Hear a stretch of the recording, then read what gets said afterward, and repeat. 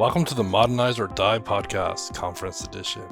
In this podcast, we spotlight upcoming Cold Fusion conferences and talk to organizers, workshop trainers, and speakers to uncover all the information you and your company needs to decide what conferences and workshops to attend and what sessions you need to see.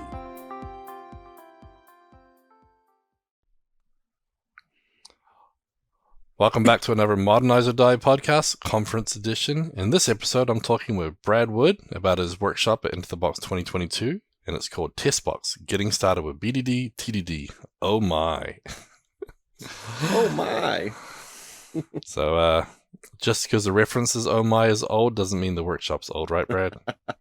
Yeah, that's right. Lions and tigers and bears, oh my. Yeah, so all I can think of is the Home Alone look, Glenn McCulkin when we say that, but Cool. Well, why don't we start off with who is the audience for this workshop? who's the audience for this workshop? So the audience for this workshop, I think you said it pretty good earlier when you said nobody in Cold Fusion writes tests, so it's basically all Cold Fusion programmers, right? It's a good way to start. Womp, Wait, womp. those who do write tests probably don't write enough. So maybe they can nobody learn writes something too. enough tests. Yeah, so I mean, the audience is anybody who hasn't really gotten into testing or just really wants to sharpen their testing skills. They just want to understand more about testing and how to get going with TestBox. And I'll readily admit that I've got projects that I have a lot of tests on, and I love working on those projects, and I feel so comfortable making changes and then running the test suite and be like, everything passes. I feel really good about this. And I also have projects that don't have as many tests. Sometimes they have no tests. And then it's kind of like a little Russian relay there, making some code changes and I hope I didn't break anything. No way to tell. So Yep. yeah, if you're wanting to try to kind of move into a place where you feel more comfortable, just understand the ins and outs of TestBox. Even if you've already had it started, a lot of people kind of they'll get TestBox added into their app because maybe it came with the Coldbox application template. But they've only added like 2 tests to it, ever. So you may consider yourself quote using TestBox. You may want to deepen those skills. So pretty wide audience, I would say. I mean, even if you've done quite a bit with TestBox, we'll cover a lot of just features and things that TestBox does that you may or not be familiar with. If we have some time, we might even talk about some fun stuff like code coverage, which works with the Fusion Reactor license. That's super fun to play with. So there'll probably be some stuff in there for anyone to learn.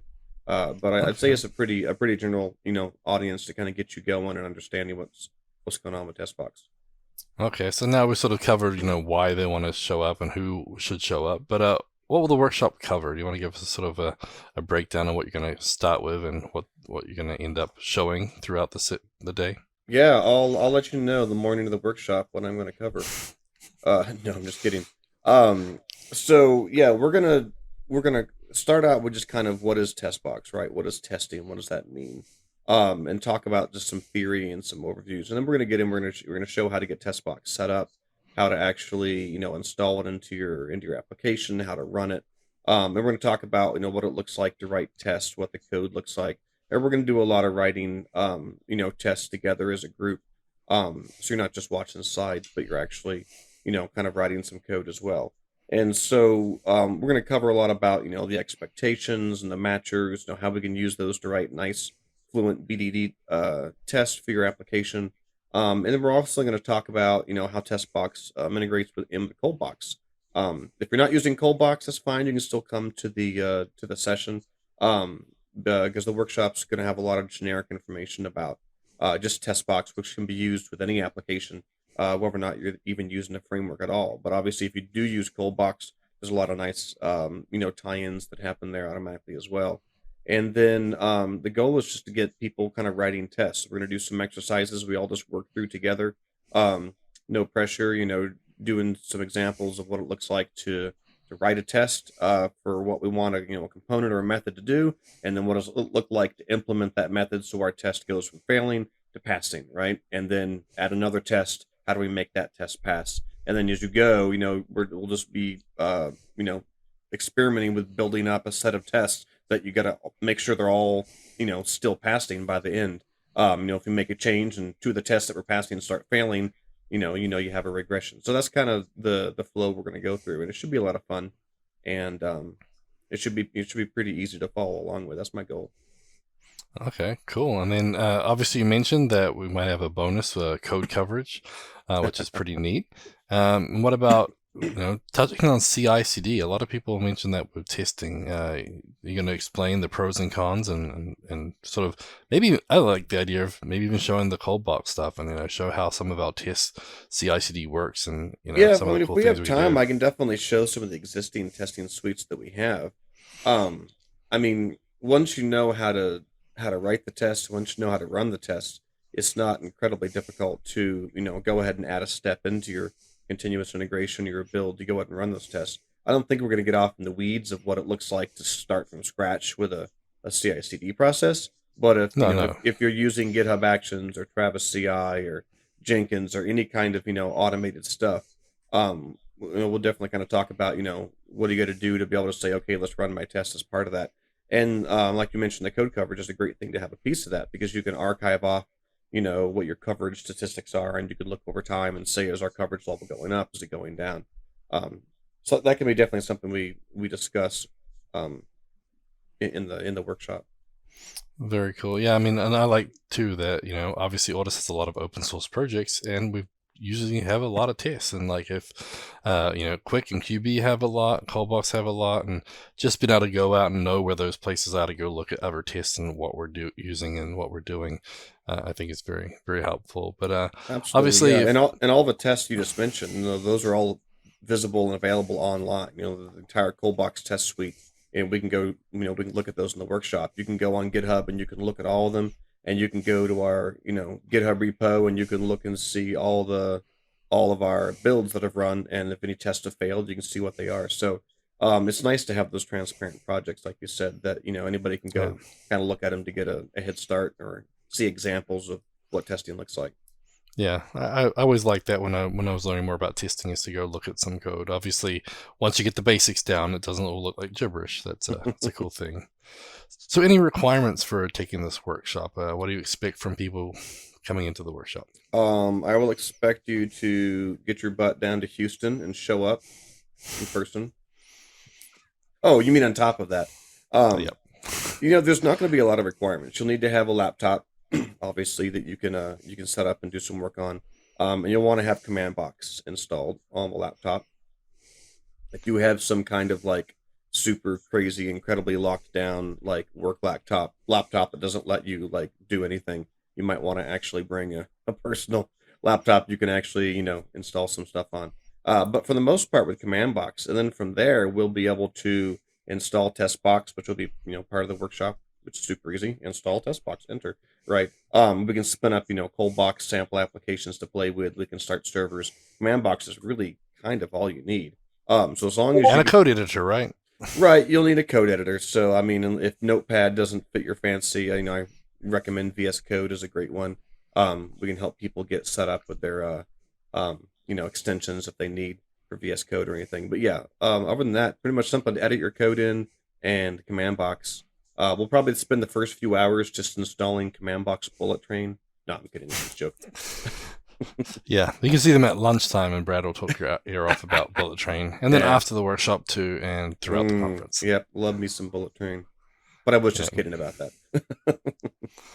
yeah. So sounds pretty simple. Get a laptop that isn't locked down with Command Box or VS Code if you don't have another editor of choice, and we'll get you a couple of extensions, and then be up and running. So, what do you want people to be able to walk away from this workshop with? What type of knowledge? What do you want them to be able to do once they leave the workshop? I want them to have a newfound understanding of the universe, or at least the TestBox universe. The goal is that people will feel a lot more comfortable with either what they're doing right now for testing or what they want to do, what they want to go back, home. They get in the office the next week and say, okay, now I kind of know what I need to install, how I need to run it, how we can start, building up a test suite, or just how can we keep fleshing out the existing test suite that we have to make the test, the most useful, the most rich to be able to run and get feedback out of. So I just want people to kind of feel like they know what the heck they're doing, or at least maybe even know that the course they're on right now is the correct course, and they need to keep heading that direction. So this is all just about helping, get familiarity and understanding, and come out ready to write some awesome tests. Yeah, I think one thing people got to remember too is that if you write a test and you improve your test coverage, you're doing a good job, right? Improving your test coverage is the key. You can't Yep. obviously have 100% code coverage. You can't get all your tests written in one day, but as long as you're continuing to improve and add to it, those baby steps add up over time, right? And Absolutely, yeah. Just writing one more test that's one more test than you had the day before, right? And a good rule of thumb that a lot of people use is they'll say, okay, we have a bunch of code and we don't have any tests for it, but anytime we write new code, we'll create tests for that. Or anytime we touch old code, we'll go ahead and create some tests. And that way it's not, a huge insurmountable process they have to go through. They're thinking, how are you ever going to write tests for, this code base that was, 10 years in the making or whatever. If you just know what to do and how to do it, then you can start taking those little bite-sized chunks, which is kind of our goal, to help you just improve it bit by bit, make it better, right?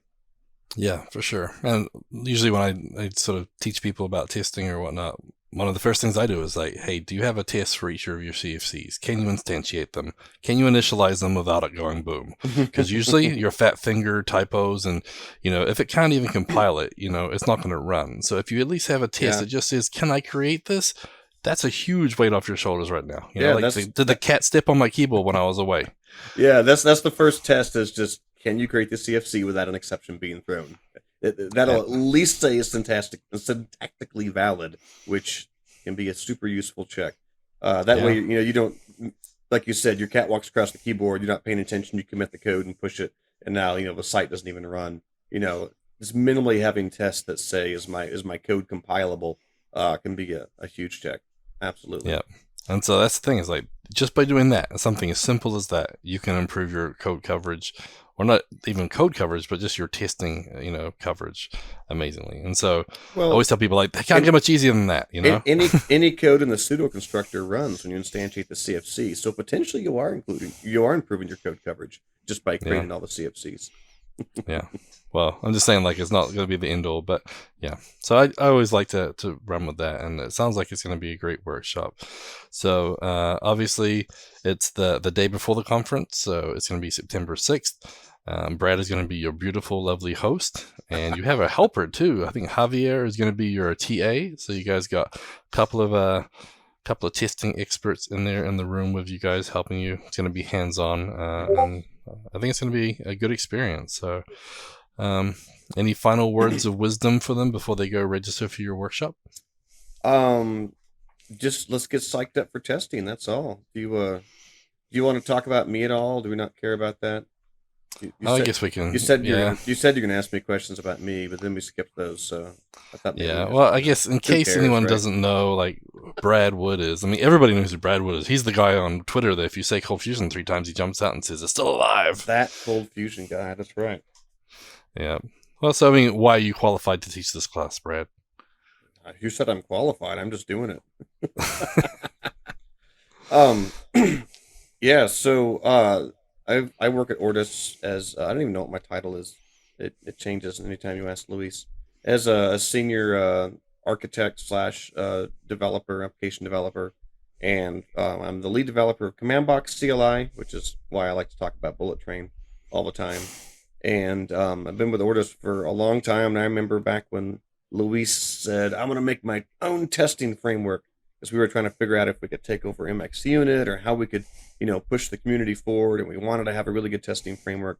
And Luis said, I'm gonna build my own. It's gonna be great. You'll see." And I was there from the beginning, and I've been using TestBox and helping him test that and helping train people on it ever since then. And I've used TestBox with tons of our internal open source libraries, as most of the people in Ortus have. So something I've been using for a long time. It's a product that I really love, and I've helped add a lot of the additions and code to it, like the code coverage functionality. So yeah, that's who I am, and that's why I love working with TestBox. So it should be a Yep. really fun workshop. Yeah, for sure. Well, Well, thanks very much for your time, Brad. I really appreciate it, and hopefully everybody listening enjoyed hearing about your workshop and gives them lots of good reasons to go register now. Remember, early birds pricing is good through the end of June, so get your tickets and make sure you get your workshop pass. And TestBox is a great workshop, and spending time with Brad, you always learn something, usually about command box, but other stuff too. So, well, thanks very much, Brad, and we'll see you soon. Absolutely. So, you guys, I will see you guys into the box. Have a good one, everybody. Bye.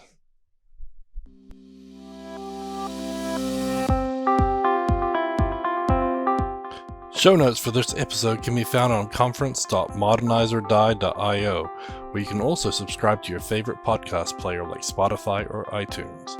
We also have the link to YouTube playlist to find more videos just like this. Music from this podcast are used under a royalty-free license from sound.com and bluetreeaudio.com.